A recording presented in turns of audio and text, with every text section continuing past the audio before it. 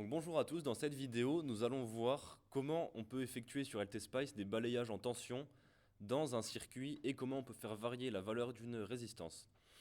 Pour commencer, on se retrouve donc sur le logiciel. On va créer un circuit basique. Donc pour ça, il nous faut une source de tension qu'on peut sélectionner là-haut ou alors en appuyant sur V, qu'on place ici. Il nous faut une résistance, donc la touche R, et on va les relier avec des fils, donc la touche W. Ensuite, il ne faut surtout pas oublier, comme vous le savez, de mettre la masse, donc la touche G, qu'on relie au reste du circuit.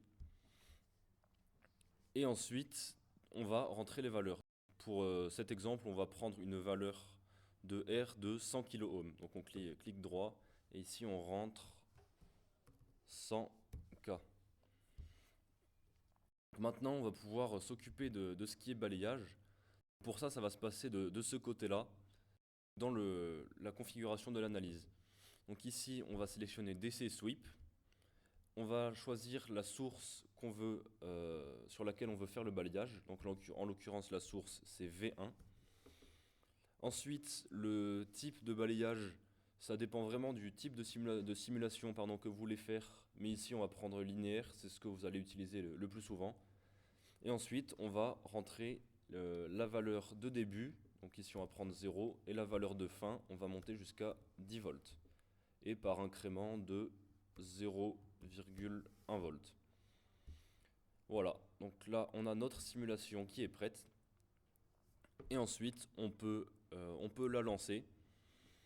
Et donc, on va soit vous appuyer sur le bouton Play ici, ou alors vous faites Alt R, c'est équivalent.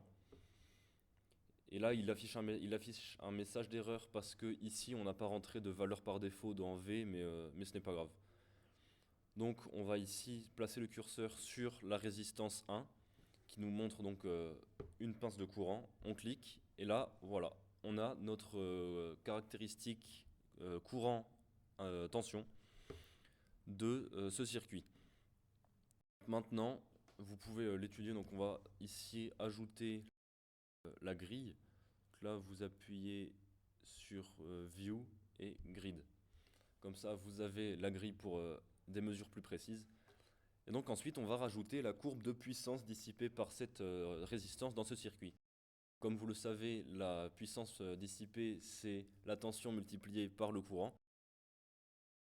Ici, nous allons faire un clic droit et on va ajouter une trace. Donc là, on va rentrer ce qu'on a dit, les deux valeurs multipliées. Donc vous cliquez sur la tension, puis vous allez dans cette barre de commande, vous appuyez sur le multiplier, puis on sélectionne l'intensité de la résistance, puis on appuie sur OK.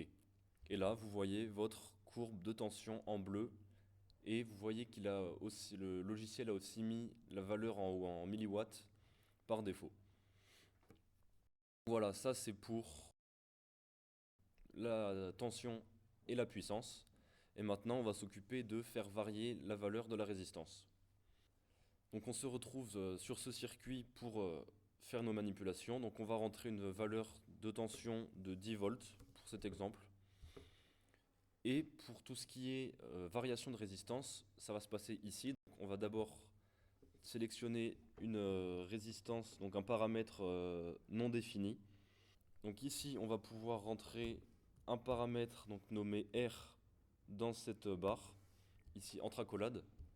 Et voilà, il vous l'affiche. Donc comme ça, c'est un paramètre qu'on pourra changer avec différentes fonctions. Ensuite, on va se diriger ici, donc dans Spice Directive.